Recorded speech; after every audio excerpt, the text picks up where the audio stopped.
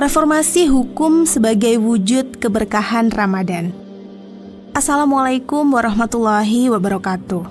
Hadirin yang dirahmati Allah, pada kesempatan kali ini saya ingin mengajak kita semua untuk merenung sejenak tentang keadilan, nilai yang sangat ditekankan dalam ajaran Islam dan sangat relevan dengan keadaan hukum dan pemerintahan yang kita hadapi saat ini.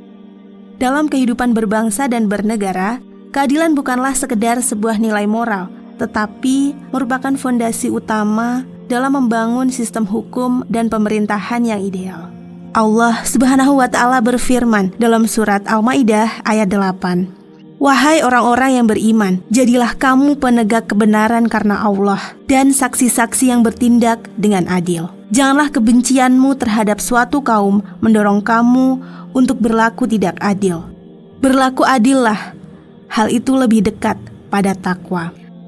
Ayat ini mengingatkan kita bahwa keadilan harus menjadi prinsip dasar dalam setiap tindakan kita, termasuk dalam pembuatan keputusan-keputusan besar, baik di tingkat individu maupun dalam konteks pemerintahan.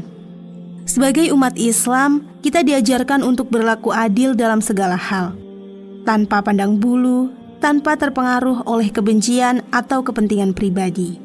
Namun, kita juga sadar bahwa hukum di Indonesia saat ini masih menghadapi banyak tantangan. Terkadang hukum tidak mampu menjawab permasalahan zaman yang semakin kompleks. Ada banyak kasus yang menunjukkan bahwa hukum seringkali tidak ditegakkan dengan adil. Pembaruan hukum yang lebih tegas dan adil sangat diperlukan agar masyarakat dapat merasakan keadilan yang hakiki. Pembaruan hukum yang dimaksud adalah hukum yang bisa merespon dinamika zaman tanpa mengorbankan prinsip keadilan yang diajarkan dalam Islam. Mari kita renungkan sebuah analogi yang sangat kuat yang bisa menggambarkan betapa seriusnya tanggung jawab seorang hakim dalam menegakkan keadilan. Dalam sebuah hadis dikatakan bahwa seorang hakim yang tidak mampu memberikan keadilan itu ibarat memakan bangkai. Bayangkan, jika kita memakan bangkai, maka akan ada bau busuk dan kotoran yang mengikutinya. Begitu pula dengan seorang hakim yang tidak mampu memberikan keadilan. Dia akan mencemari sistem hukum dan merusak kepercayaan masyarakat terhadap keadilan itu sendiri.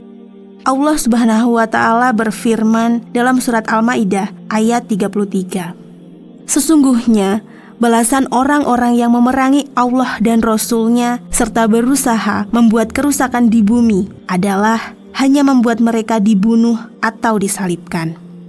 Ayat ini menunjukkan bahwa pelanggaran terhadap keadilan yang menyebabkan kerusakan di bumi merupakan tindakan yang sangat tercela dan akan mendatangkan akibat yang buruk.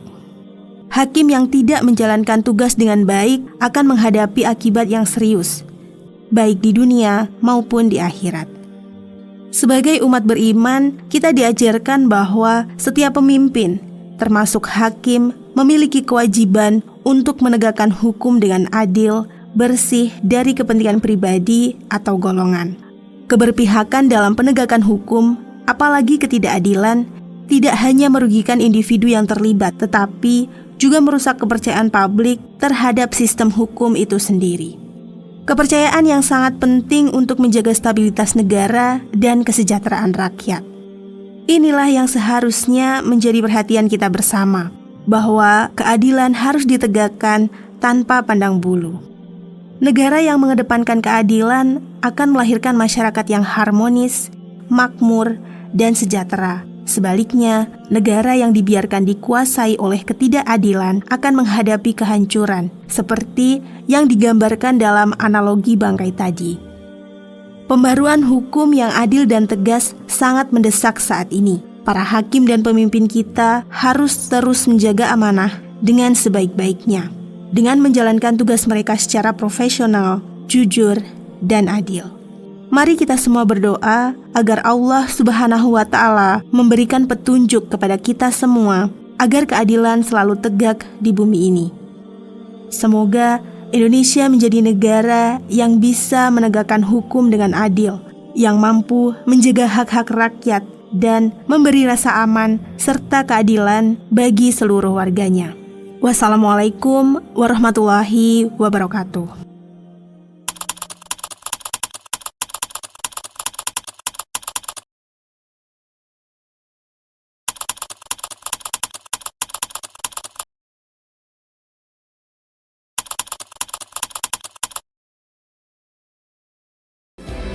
Kami